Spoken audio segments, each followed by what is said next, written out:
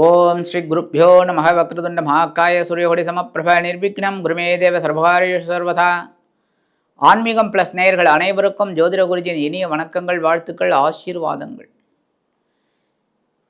இந்த காணொளி ரொம்ப அற்புதமான முக்கியமான ஒரு காணொளி.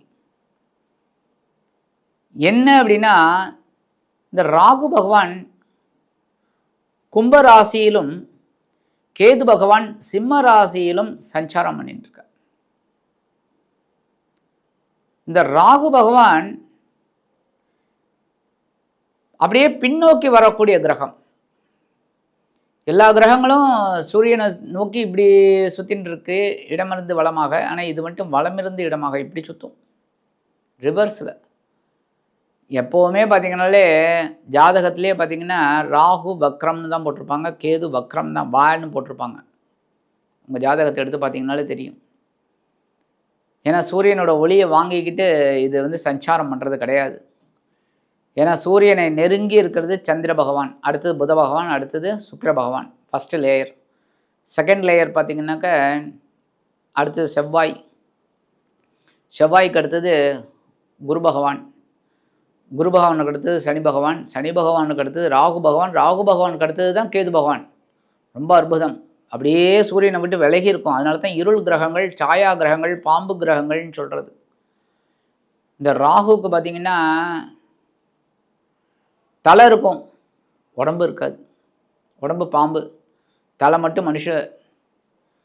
கேதுவுக்கு பார்த்திங்கன்னா கேதுவுக்கு தலை இருக்காது, உடம்பு இருக்கும்.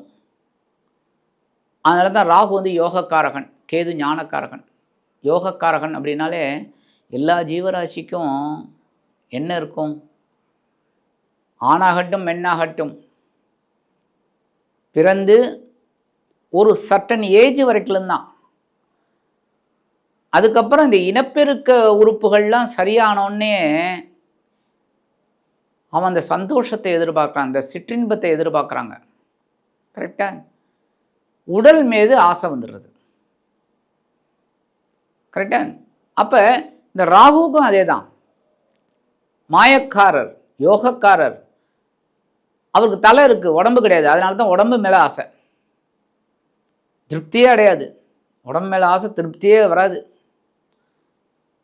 அதுக்கு அப்படியே ஆப்போசிட் யார்? கேது. கேதுவுக்கு பார்த்திங்கன்னா உடம்பு உண்டு, தலை கிடையாது. தலையில் என்ன இருக்குது? மூளை, அறிவு, ஞானம். எதையுமே நம்ம பாருங்கள், புத்திசாலித்தனமாக யோசிச்சோம்னா நமக்கு வெற்றி கிடைக்கும். அவசரமாக யோசித்தா தான் வெற்றி கிடைக்காது. அதை கொடுக்கறது ஞானக்காரகன் கேது. ஆக இந்த ராகு பகவான் நமக்கெல்லாம் யோகத்தை கொடுக்கக்கூடிய ஒரு கிரகம் கண்டிப்பாக. ஏன்னா எல்லா ஜீவராசிகளுக்கும் சிற்றின்பத்தில் ஈடுபாடு உண்டு. கரெக்டாக? அப்படிப்பட்ட இதில் இந்த ராகு பகவான் அவரோட நட்சத்திரம் அப்படின்னு பார்த்தீங்கன்னா திருவாதிரை, சுவாதி, சதயம். இதில் திருவாதிரை மிதுன ராசியில் வருது. இந்த 3 நட்சத்திரம் பாருங்கள், உடைபடாத நட்சத்திரம். இந்த கேது பகவானோட நட்சத்திரமும் உடைபடாது, அஸ்வதி, மகம், மூலம். சில கிரகங்கள் அதேமாதிரி பரணி, பூரம், பூராடம், சுக்கிரனோட நட்சத்திரம் உடைபடாத நட்சத்திரம்.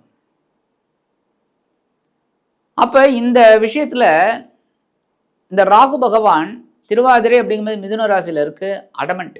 எப்படின்னா தான் பிடித்த முயலுக்கு 3 கால். அதுமாரி சுவாதி, அடுத்து சதயம். சதயத்தில் பிறந்தவர் யார்? மாமன்னர் ராஜராஜ சோழர். அந்த வகையில் ஆளும் திறமை கொண்டது இந்த சதயம். இந்த ராகு பகவான் சதயத்தில் தான் வரப்போறார். 4ஆம் பாதம், 3ஆம் பாதம், 2ஆம் பாதம், 1ஆம் பாதம். இப்படி தான் ரிவர்ஸில் தான் நான் வருவார். 1, 2, 3, 4 போக மாட்டார். 3 அப்படி 4, 3, 2, 1. இந்த ராகு பகவான் 23/11/2025 முதல் 31/7/2026 வரைக்கும் சதய நட்சத்திரத்தில் சஞ்சாரம் பண்ணுற. இந்த சதய நட்சத்திரம் அவரோட சொந்த நட்சத்திரம். ஆனால் இப்போ உங்களுக்கு குரு பகவானோட பார்வை கிடையாது. 5/12/2025 மேலே குரு பகவானோட பார்வை வரது. அது கிட்டத்தட்ட மே மாதம் ஜூன் மாதம் வரைக்கும் இருக்குது, 2026 வரைக்கும். சூப்பர். இந்த 5/12/2026 அதாவது 23/11/2025 முதல் 5/12/2025 வரைக்கும் கொஞ்சம் கவனமாக இருக்கணும் எல்லாரும். இந்த ராகு பகவான் சதயம் நட்சத்திரத்தில் அவரோட சொந்த நட்சத்திரத்தில் அருமையான நட்சத்திரத்தில் 23/11/2025 முதல் 31/7/2026 சஞ்சாரம் பண்ணிட்டு இருக்கார். அற்புதமான பலன்கள் ஒவ்வொரு ராசிக்கும் கண்டிப்பாக கிடைக்கும். கேது பகவான் சிம்ம ராசியில் தான் இருக்கார். ஆக இந்த கும்பராசியில் சதயம் நட்சத்திரத்தில் சஞ்சாரிக்கக்கூடிய இந்த ராகு பகவான் யோகக்காரகன் என்னென்ன பலாபலன்களை ஒவ்வொரு ராசிக்கும் கொடுக்க போறாருங்கிறத பற்றி நம்ம இப்போ தெளிவாக பார்ப்போம். சப்ஸ்கிரைப் பண்ண அனைத்து இணைய நெஞ்சங்களுக்கும் முதற்கண் நன்றிகள். சப்ஸ்கிரைப் பண்ணாதவங்க இந்த சப்ஸ்கிரைப் பண்ணிக்கோங்க. அப்போ தான் புதுசாக உங்களுக்கு நிறைய வீடியோக்கள் போடலாம். நீங்களும் பார்த்து அதுக்கேற்ற மாதிரி பரிகாரங்களை பண்ண ஒரு வெற்றி கண்டிப்பாக கிடைக்கும். உங்களோட பிரச்சனைகள் தீரும். அதே மாதிரி இந்த பதிவை ஸ்கிப் பண்ணாமல் முழுசாக பாருங்கள். கமெண்ட் பண்ணுங்கள், லைக் பண்ணுங்கள், ஷேர் பண்ணுங்கள். ரொம்ப அற்புதம். இப்போ இந்த பதிவுக்கு போகலாமா? அன்பான மீன ராசி நேயர்களே, இந்த அருமையான காணொளியில் நம்ம பார்க்க போகிறது ராகு பகவானின் அற்புதமான நட்சத்திர சஞ்சாரம். முன்னாடியெல்லாம் ராசியில் சஞ்சாரம் பண்ணால் தான் சொல்லுவீங்க ராசி பயிற்சி, இப்போ நட்சத்திர பயிற்சியை சொல்ல ஆரம்பிச்சிட்டிங்களா அப்படின்னு கேட்கலாம். ஏன்னா நீங்கள் பாவம் கொஞ்சம் டென்ஷனில் இருக்கீங்க. இப்போ தான் உங்களுக்கு கொஞ்சம் டென்ஷன் விட்டுருக்கு. கொஞ்சம் பரவாயில்லை. இப்போ மீனராசிக்காரர்கள் கொஞ்சம் சிரிக்கிறீங்க, பரவாயில்லைன்னு கொஞ்சம் ஒரு ஸ்மைலிங் ஃபேஸ் வந்திருக்கு. இது வரைக்கும் ஏதோ கடுமையாக இறுக்கமாக இருந்தீங்க. ஏதோ சுபகாரிய நிகழ்ச்சிகளுக்கு போனால் கூட என்னமோ போயிட்டு ஏதோ வந்தீங்க. இப்போ உங்களுக்கெல்லாம் அதி அற்புதமான பலன்கள் இப்போ கிடைக்கும். இந்த ராகு பகவான் நட்சத்திர சஞ்சாரம் என்ன விசேஷம் அப்படின்னா, அவரோட சொந்த நட்சத்திரமான சதயம் நட்சத்திரத்தில் உலா வரார். அற்புதம். சதயம் 4, 3, 2, 1 இப்படி ரிவர்ஸில் தான் வருவார் அவர். அப்போ இந்த சதயம் நட்சத்திரத்தில் வரும்போது ரொம்ப அதி அற்புதமான பலன்கள் உங்களுக்கு கண்டிப்பாக கிடைக்கும். ஏன் அப்படின்னா, அவர் எங்கே வரார் அப்படின்னா விரயஸ்தானம், கும்பராசி விரயஸ்தானத்தில் இருக்கார். விரயஸ்தானத்தில் சதயம் நட்சத்திரத்தில் ட்ராவல் பண்ணுறார். அப்படியே நேராக பார்த்தீங்கன்னா 7ஆம் இடம் என்று சொல்லக்கூடிய பகைவன ரோகஸ்தானத்தில் சிம்ம ராசியில் கேது உட்காந்துட்டுருக்கார். சில ஞானங்கள் கிடைக்கிறது, இருந்தாலும் சமாளிக்கிறீங்க, போய்கிட்டு இருக்கீங்க, சந்தோஷம். ஜென்ம ராசியில் சனீஸ்வர பகவான் வக்ரகதியில் இருக்கிறது பரவாயில்லை. ஆனால் அவரும் இப்போ வக்ர நிவர்த்தி அடைகிறார் 27/11 27/11/2025. அதுக்கப்புறம் பார்த்திங்கன்னா இது வரைக்கும் உங்களுக்கு 5/12/2025 வரைக்கும் குரு பகவான் 9ஆம் பார்வையாக உங்களுக்கு பார்த்துட்டு இருக்கார். அதுக்கப்புறம் அப்படியே ரிவர்ஸில் மிதுனத்துக்கு போனோன்னு என்ன ஆகும், பார்வை கட்டாயிடும். பார்வை கட்டானாலும் நேராக ராகுவை பார்க்க ஆரம்பிச்சிடுவார்.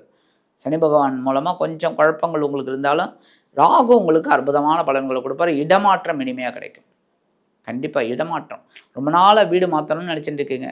இந்த வீட்டிலேருந்து அந்த வீட்டில் ஏகப்பட்ட குழப்பங்கள், வேறு வீடு நல்ல வீடாக கிடைக்கணும், வாடகைக்கு பார்த்துக்கிட்டே இருக்கேன், கிடைக்கவே இல்லை, டக்குன்னு கிடைக்கும். அதுமாதிரி உத்தியோகத்தில் இடமாற்றம். இந்த அரசாங்கத்துறையில் இருக்கிறவெல்லாம் இடமாற்றம் கண்டிப்பாக 3 வருஷம் 4 வருஷத்துக்கு மாறி ஆகணும்னா நல்ல இடமாற்றம் கிடைக்கும். அதுமாதிரி தொழில் வியாபாரம் அற்புதமான ஒரு முன்னேற்றம். எப்படி ஒரு என்ஹான்ஸ் பண்ணுவீள், பணத்தை இன்னும் கொஞ்சம் போட்டு முதலீடு போட்டு நல்லா கொண்டு வரணும் அப்படிங்கிற ஒரு தாட்டு வரும். ஏன்னா இப்போ தான் கொஞ்சம் பலமாக இருக்கீங்க. ஏன்னா குரு அதிசாரமாக 5ஆம் இடத்துல இருக்கார். இப்போ வக்ரகதியில் இருக்கார். அது வந்ததுலேருந்து கொஞ்சம் தெளிவாக இருக்கீங்க. இருந்தாலும் கொஞ்சம் குழப்பத்தில் தான் இருக்கீங்க. ஏன்னா ஓரளவுக்கு உங்களுக்கு சனீஸ்வர பகவான் அனுகூலம் இல்லை அப்படின்னாலும் ஓரளவுக்கு பரவாயில்லைங்கிறத இந்த குரு கொடுத்திருந்தார். ராகு கேது உங்களுக்கு மறைந்து கொடுத்திருந்தார். ஏன்னா 12ஆம் இடம் அப்படிங்கிறது மறைவு ஸ்தானம். 6, 8, 12 மறைவு ஸ்தானம். அப்போ இந்த 6ஆம் இடத்துல இருக்கிற கேது மறைவு ஸ்தானம், 12ஆம் இடத்துல இருக்கிற ராகு மறைவு ஸ்தானம். 2 பேருமே இருள் கிரகங்கள். 2 கிரகங்களும் இப்போ தனியாக இருக்காங்க. எந்த கிரகங்களும் கூட்டணி இல்லை, தனியாக இருக்காங்க. அப்போ கெட்டவன் கெட்டிடில் கிட்டிடும் ராஜயோகம். ஏன்னா இவங்க மறைஞ்சிட்டாங்க. இவங்களே இருள், இவங்களே கண்ணுக்கு தெரியல. இவங்க இருட்டான இடத்துல இருந்தாங்கன்னா, இவங்க எங்கே மறைவான இடத்துல இருந்தாங்கன்னா அவங்கள என்ன தெரியும். ஆனால் இந்த நேரத்தில் உங்களுக்கு யோகங்களை கொடுக்கக்கூடிய ஒரு இடத்துல உட்காந்துட்டுருக்காங்க. 6ஆம் இடம்ங்கிறது ரொம்ப விசேஷம். 3, 6, 10, 11 உபஜயஸ்தானங்கள். கேது இருக்கிறது ரொம்ப விசேஷம். உத்தியோகத்தில் பவராக வேலை செய்வீங்க. அதாவது சொல்லுவாங்களே மாஸ், அந்த மாதிரி வேலை செய்வீங்க. அதுமாதிரி தொழில் வியாபாரத்துலையும் கவனமாக இருப்பீங்க. ஒவ்வொரு விஷயத்துலையும் இப்படி தான் வரணும் அப்படின்னு நினைப்பீங்க. அதெல்லாம் இப்போ உங்களுக்கு ப்ளஸ் பாயிண்ட்டு. பூரட்டாதி நட்சத்திரக்காரங்க எப்படியும் சமாளிச்சிடுவீங்க. 4ஆம் பாதம் ஒன்று தான். அது உத்திரட்டாதி எப்போவுமே கொஞ்சம் குழப்பம். ஏன்னா டென்ஷன் அவங்களுக்கு எப்போவுமே இருக்கும். மனசில் ஒரு டென்ஷன் இருந்துக்கிட்டே இருக்கணும்.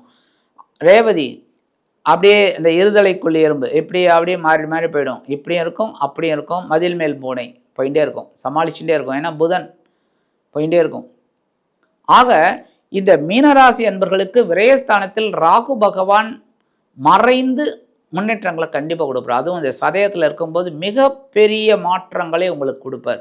அதேமாரி உத்தியோகம், சில பேருக்கு வேறு உத்தியோகம் கிடைக்கிற மாதிரி இருக்கும். அதுமாரி தொழில், ஏதோ ஒரு தொழில் பண்ணிட்டு இருப்பீங்க, வேணாம்ப்பா இந்த தொழிலில் ஒன்றும் லாபமே வரல, வேறு எதாவது தொழில் ஆரம்பிக்கலாம் அப்படின்னு திட்டம் போடுவீங்க. ரொம்ப அதுவும் அரசியல்வாதிகளுக்கெல்லாம் இடமாற்றம், அவங்களுக்கு என்ன இடமாற்றங்கிறீங்களா, இந்த கட்சியில் அந்த கட்சிக்கு போயிடலான்னா தாராளமாக போயிடுவாங்க. அதுதான் இடமாற்றம். அதுமாரி கலைத்துறை நண்பர்கள், மீனராசியில் நிறைய பேர் கலைத்துறையில் இருப்பீங்க. அதுவும் இந்த ரேவதி நட்சத்திரக்காரங்க இந்த எழுத்து, அந்த இதில் டைரக்ஷன், அந்த மாதிரி இதில் இருப்பீங்க.